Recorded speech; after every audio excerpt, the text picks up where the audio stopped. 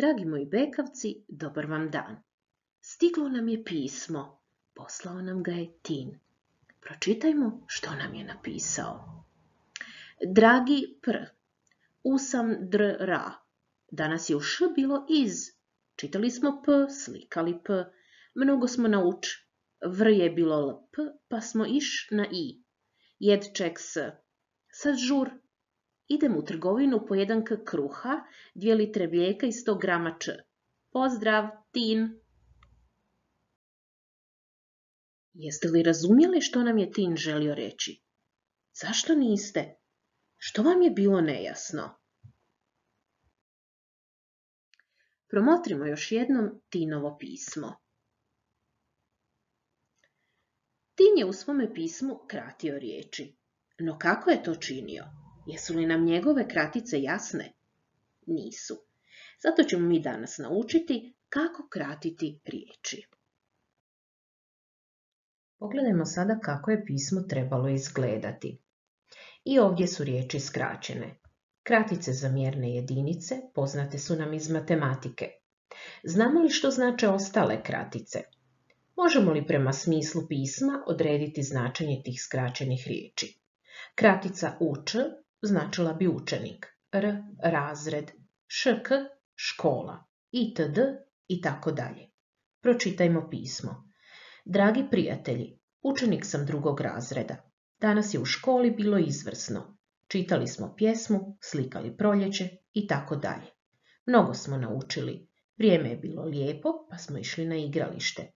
Jedva čekam sutra. Sad žurim. Idem u trgovinu po 1 kg kruha, 2 litre mlijeka i 100 grama čokolade. Pozdrav, Tin. Riječi možemo kratiti ako kratice poznaju svi. Pročitajte sada pisma iz udžbenika na 132. strani.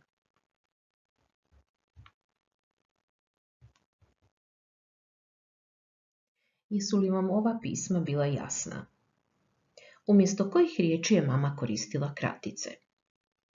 Šk, škola, tj, to jest, str, stranica, šk, škola, npr, na primjer.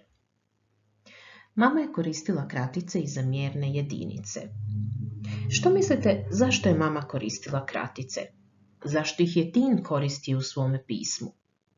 Kratice su koristili jer su željeli brzo nešto zapisati. Kako je mama zapisala kratice koje sam podvukla žutom bojom? Napisala ih je s točkom na kraju. Kako su napisane kratice podvučene ljubičastom bojom? Napisane su bez točke.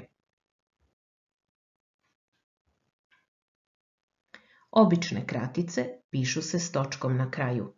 Oznake za mjerne jedinice i novčane jedinice pišu se bez točke. Pogledajmo sada neke od najčešćih običnih kratica te kratica za mjerne i novčane jedinice.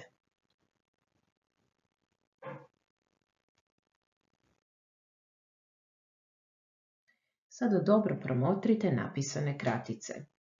Ponuđene su nam obične kratice i kratice mjernih jedinica. Potrebno je zaokružiti ispravno napisane.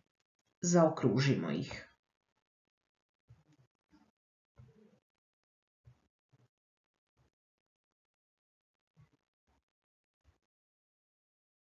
Ponovimo. Kratice su skraćene riječi. Nastaju kada umjesto jedne riječi pišemo samo jedno ili nekoliko slova. Obične kratice pišu se s točkom na kraju. Oznake za mjerne i novčane jedinice pišu se bez točke. A sada jedan zadatak za vas. Uzmite svoju pisanku, prepišite rečenice. Istaknute riječi zamijenite kraticama. Karlo je učenik 3. razreda. Ove godine naučio je koliko kilogram ima dekagrama i grama, koliko metar ima decimetara i centimetara, te koliko kuna ima lipa.